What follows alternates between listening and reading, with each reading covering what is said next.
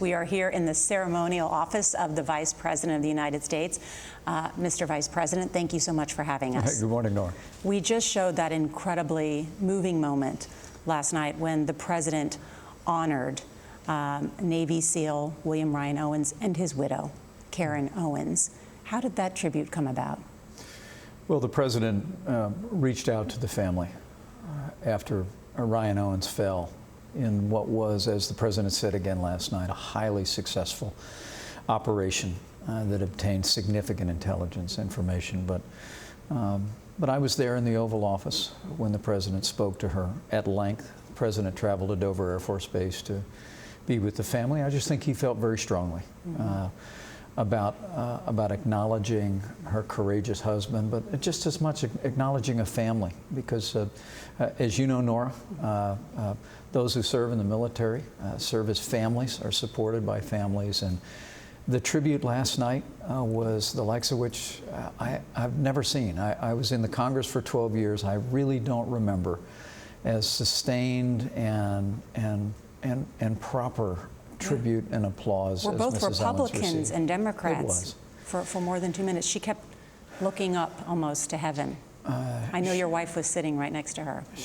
She did, and I have to tell you, I don't think there was a dry eye in the house to see her looking up, expressing words of love for her husband. And afterwards, the President and I spent a little bit more time with her and reminded her that the Congress represents the entire country, and that the tribute that her husband and her family received was really how all the American people feel about him and feel about all those who serve. I know the President made a point last night of pointing out, he said that raid had gathered, quote, large amounts of vital intelligence. Have you seen some of that intelligence? What does that help us with? We were briefed again yesterday by Secretary Mattis, giving us a summary of the intelligence that was gathered. This was a strike that was directed at obtaining information about al-Qaeda operating out of Yemen, and we do believe it will lay a foundation for victories in the future. But I think it was altogether fitting that the President paid tribute to that courageous Navy SEAL, to his wonderful family, in the context of a speech where he put the security of the American people first. He made a commitment to rebuilding the military after years of cutbacks, and the support for that, I truly believe, will be part of the bipartisan accomplishments that this Congress can achieve. NBC has reported that there was no significant intelligence gathered from that raid. Is that wrong? That is wrong. I can tell you that Secretary Mattis, as recently as yesterday, confirmed again to the administration that there was significant intelligence that was gathered that will lead to American success and to the safety and security of the American people.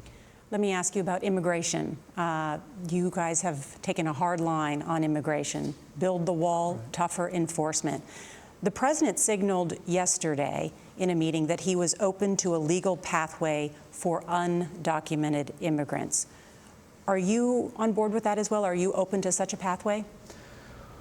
Well, let me say that last night I thought was not only a great speech, but it was a great night for America, because what the American people saw was a president laying out the specifics of an agenda that he ran on, and communicating both his strength and his heart in expressing that. And whether it be with repealing and replacing Obamacare, whether it be with tax relief in the economy, or whether it be with immigration, I think the American people heard they really heard the President in full. And last night he made it very clear that he intends to build a wall, to have the kind of internal enforcement that puts the safety of the American people first, that identifies the criminal element that is a part of the crisis we face. We've heard that. The question, though, was whether he is open to a pathway for the undocumented immigrants here, or are you just not there yet? Well, I think as the President said in the campaign, we'll see. Okay.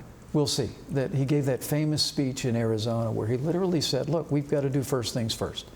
We've got to secure our border. The President said many times, a nation without borders is not a nation, and it's not secure.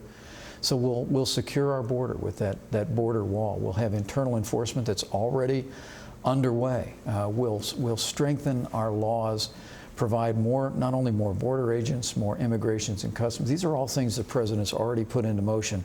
And that once we do that, just like he said in Arizona, that with regard to those remaining in this country, that we'll look at options, we'll engage the Congress. But I think the overall tone of the president's speech last night is, frankly, it's just the same as I see every day. Yeah. President Trump is someone who leads by collaboration. He brings people together, and last night he really challenged the Congress to come together on behalf of the country and solve these intractable problems that we frankly have ignored for decades. I know you said that this seemed like more Trump. The Trump you see every day was what the American people saw last night. Let me ask you about some additional policies, because I know the new executive order on the travel ban is coming out, and CBS News has learned that Iraqi citizens may not be included in the president's revised ban. Is that the case, and why so?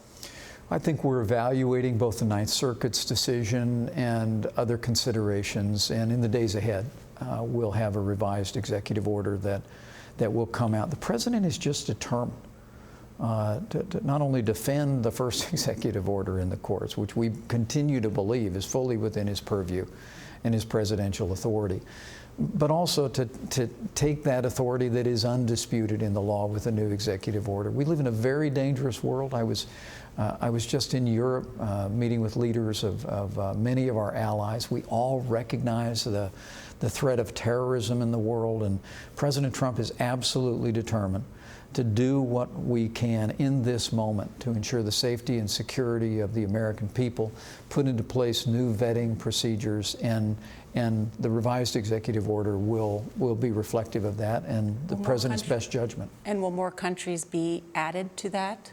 Well, I don't want to get ahead of the deliberation. I know that through a variety of agencies, they're putting the finishing touches on that executive order, and it should be out in the next few days. And last night's speech, did that signal a change? It was different in tone from the inaugural address. Did it signal a change? Well, I just think there's something very special about a joint session of Congress. There's a moment where the president has the opportunity to speak in a completely unfiltered way to people all across the country. And what I can tell people, as someone who's worked with the president every day since the election and gotten to know him very well over the course of the campaign, is that was all him. I mean, what we have in President Trump is someone who has broad shoulders, who's a fighter, who's willing to fight for what he believes in, but he's got a big heart. I think the American people saw that last night. And my hope is that members of Congress in both parties will look at the agenda that the president laid out, work with this administration to ensure the security and the prosperity of the American people. Let the legislating begin. That's right. That's right. All right, Mr. Vice President, thank you so much. Thank you, Norah. Gayle, there you heard the Vice President who welcomed us here into the ceremonial office about last night's speech. All right, Norah, you hit all the notes we were wondering here in the studio. Thank you so much. Nice job.